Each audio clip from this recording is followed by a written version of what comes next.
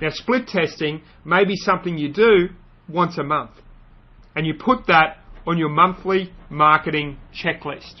So every month you go in, you say, oh, and you create a system for it.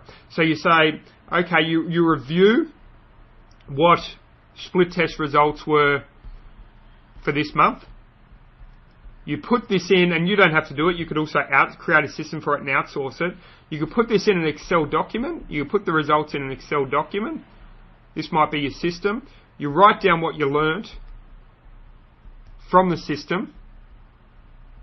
So you write down what you learnt from the system. And then you set up, you create 3 new headlines for next month. And you do this week in, week out. Basically, month in, month out, and you just sort of keep monitoring your results, and it becomes a system. Now imagine if you did this. Let's take the example we gave before, where we go 500 people to the website and 3 sales. And then we obviously said, well, we did 500 and we got 6 sales. So imagine you could do this month in and month out, and just get something as simple as a 10% improvement each month. So all of a sudden, let me just get out my calculator while I'm talking, but all of a sudden, we've got 500 is 6 sales. So the next month, we improve it by 10%. So 6 times 1.1 equals 6.6. And let's just look at what happens over a 12-month period. So month 1, we've got 6.6. Now let's times that by 1.1. Now we've got 7.26 after 2 months. Now we times that by 1.1. Now we've got 7.986 after 3 months. We'll times that by 1.1.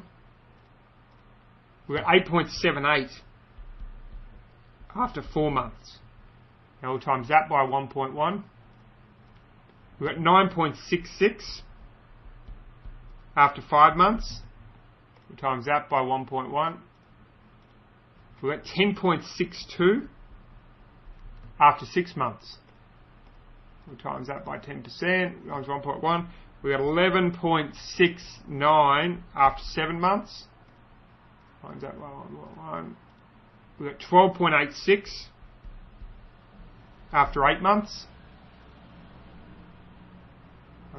Times that by 1.1.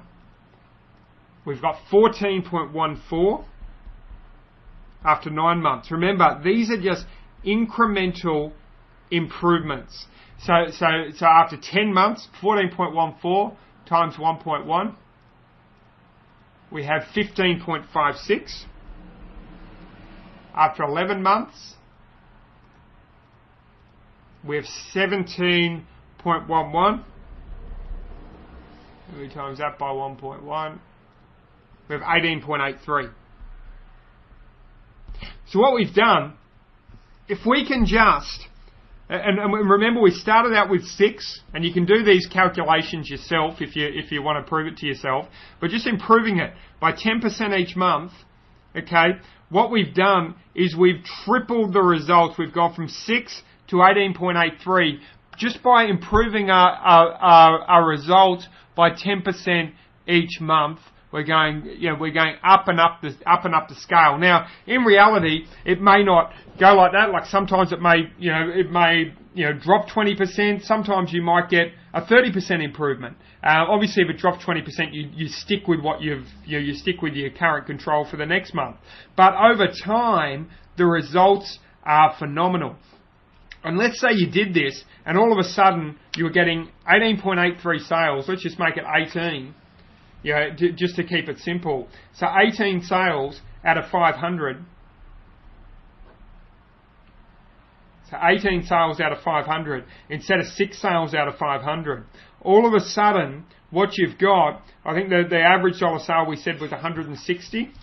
So we go 18 times 160. 18 times 160. We're looking at $2,880. $2,880 from a $500 spend. So all of a sudden that, and this is why the split testers get very, very wealthy, because they've taken something which was a loss and turned it into a profit of $2,380. And what does it allow you to do? And this is the important thing to keep in mind of why split testing is so important. If you're making $2,380 on the advertising spend that you are losing $20 on, what does it allow you to do? It allows you to advertise more. You can advertise like crazy because you're making $2,380 every time you advertise, which means you get more customers, which means you get more back-end sales, and this is how you grow a massively, massively profitable business, is by following these really critical principles.